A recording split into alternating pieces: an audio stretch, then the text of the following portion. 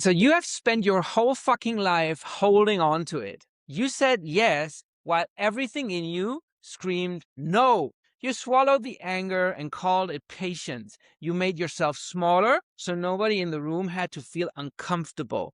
You gripped the job, the marriage, the image, because holding on is what men do, right? And how did that work out for you? Awake at 3 in the morning, running the same argument you've never actually had. Now, you might say you had no choice, right? The bills were real, the people counted on you, and fair enough, all of that is true, and it still costs you. Because the grip you think is holding your life together is the same grip wearing you down. So hear me out. The most aggressive move you have left right now is the one you wrote off as weakness a long time ago, and it's letting go. So I first had this book in my hands like 20 years ago when I started my first company. And the reason, obviously, is that when you start a company, shit hits the fan. It's really difficult to be an entrepreneur. That's the reason. And so I needed to do better.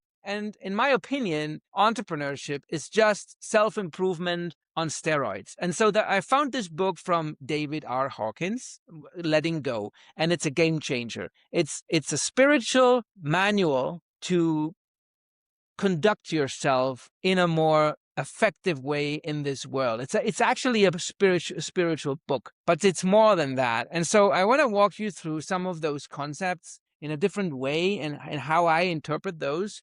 And let's see if it hits home, okay? So it changed the way I carry everything. And I will tell you in a second how. But here is the whole book in one single line. If I had to just name one sentence as a sort of a recap of the book, it would be this: a feeling never survives on its own. It survives because you keep resisting it. And the moment you stop resisting and let it run all the way through, it burns out and finally lets go of you. That's it. Super simple, right?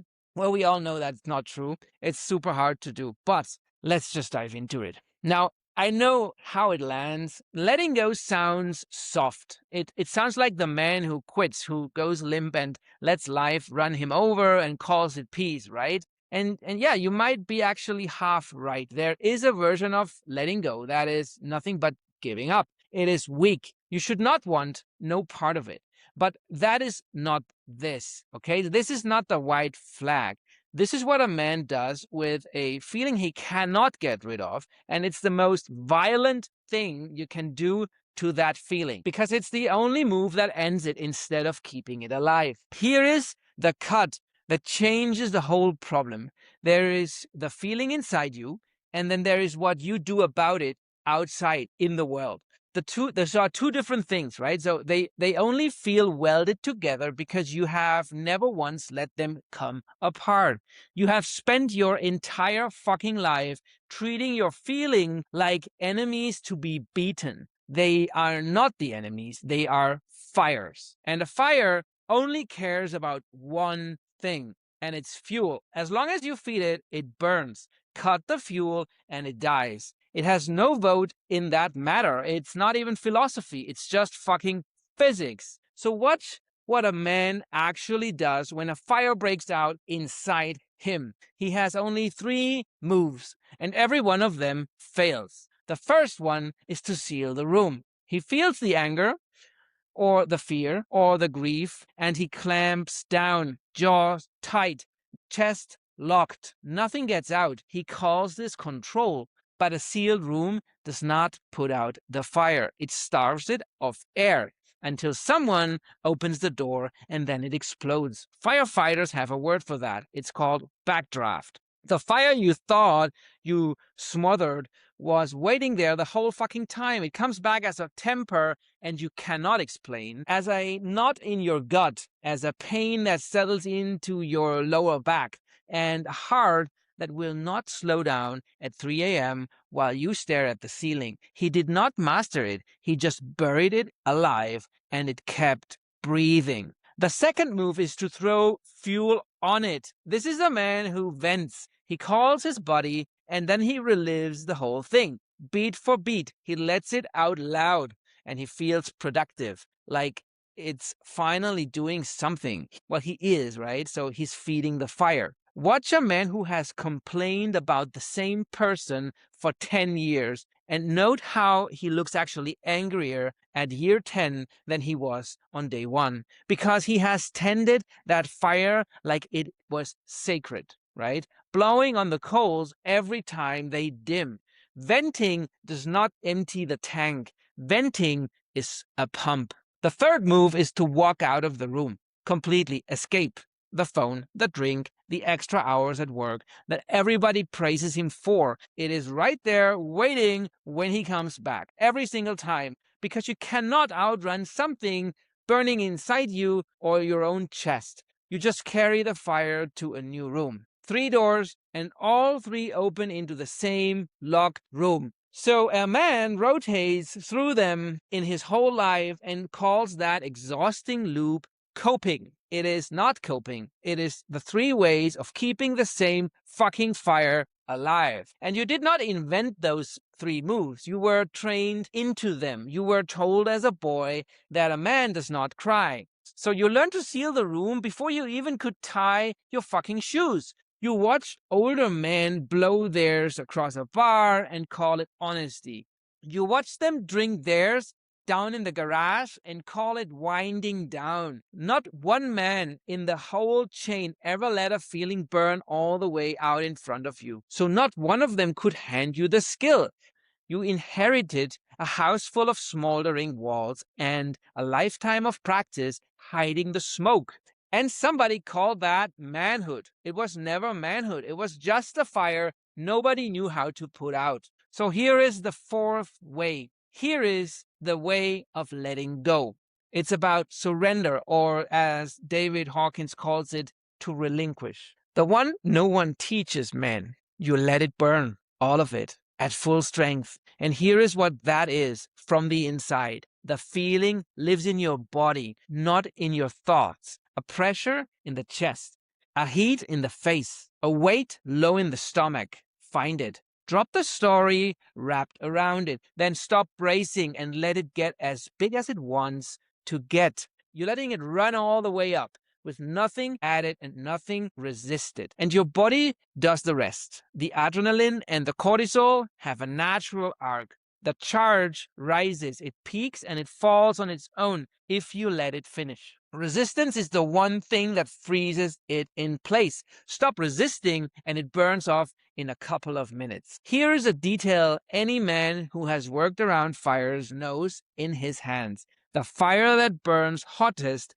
burns shortest. It is the smolder that lasts. A fire choked down inside a wall can eat a house for days without ever throwing a visible flame. Give that same fire full open air and it flashes over. A few seconds of pure hell, and then there is nothing left to burn. Your feelings run on the exact same law. The rage you let run at full strength on purpose is gone before your coffee is cold. Resistance is not the thing protecting you from the fire. Resistance is the thing keeping it alive. And understand what your thoughts are in all of this. Your thoughts are just the smoke. They are not the fire. When a feeling is burning, your mind pumps out story after story to justify it. He disrespected me. She never appreciated a thing I did. Those thoughts feel like hard truth, but they are just smoke coming off the flame, and there's no end to them while the fire is lit. This is why you can never think your way out. It's just not possible, physically not possible. You cannot win an argument with smoke, but drop the feeling underneath, let it burn out, and watch what happens to those thoughts. They vanish. Release the feeling and the thoughts collapse with it, because they were never fire. They were only ever smoke. Now, raise the stakes, because an empty room is easy, right? So put a man in a boardroom, a deal on the table, real money, and a man across from him says something that lights him up. Anger, hot and instant. If he seals it, his voice goes flat and hard, and the man across the table, they can smell it. And now they own him, because a man being run by a feeling he's hiding is the easiest man in the room. If he escapes it, He checks out for a second, misses the opening, and signs something he will regret by the next morning. But there is a fourth man at the table. He lets the anger burn through him on the inside, full heat, touches nothing, and keeps negotiating with a clear head and a level voice. The fire runs its whole course inside him in 90 seconds, and it's gone. And it never once reached the table. Now take it out of the boardroom and into the dark. 3 a.m., the ceiling, the fear about money, about whether he is enough. That feeling has run him for a decade because every night he does the same two things. He fights it or he grabs a phone to make it stop. Both are resistance. Both keep it on life support. The night he finally lets the fear rise all the way up with no story and no escape is the night it is allowed to leave. He stops white-knuckling it, and it drains out of him the way water finds the lowest point in the floor. He wakes up, and the thing that felt permanent for 10 years is simply gone. It was never permanent. It was held hostage by him. And there is a cost to never learning this, and the people around you pay it with you. The anger a man swallows at work does not disappear on the drive home. It lands on his kids over spilled glass. The fear he vents does not stay his own. His wife braces for it. The whole house learns to read the weather. The people who depend on him spend their days staying out of his blast radius. Learn to let a feeling burn, and you stop being the storm the people you love have to survive. That is the whole art. Surrender the fire, relinquish the fire on the inside while you act with total force on the outside. That is not passive. That is the most controlled aggression a man is capable of. So here is the rule. It's just one rule. The next feeling that grabs you by the throat, do not name it, do not explain it, do not vent it, and do not numb it. Let it fucking burn. Sit in it at full strength, lean into it, and refuse to add a single log. Feel first, act second. Time it if you want the proof.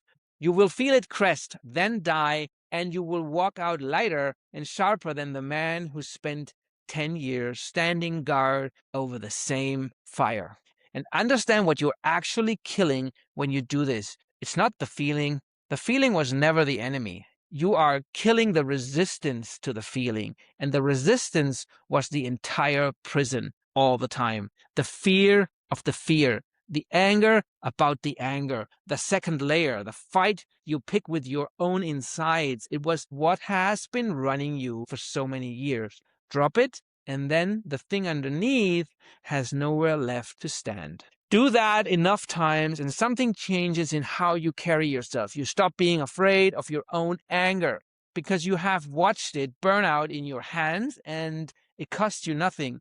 You stop needing the drink and the noise because you no longer have a house full of fires you're trying to look at. You get quiet the way strong men are quiet. Not because you have no fire in you, because you finally know how to let one burn. That's it. Let it burn. And it dies. Feed it, seal it, or flee it, and it owns you for the rest of your life.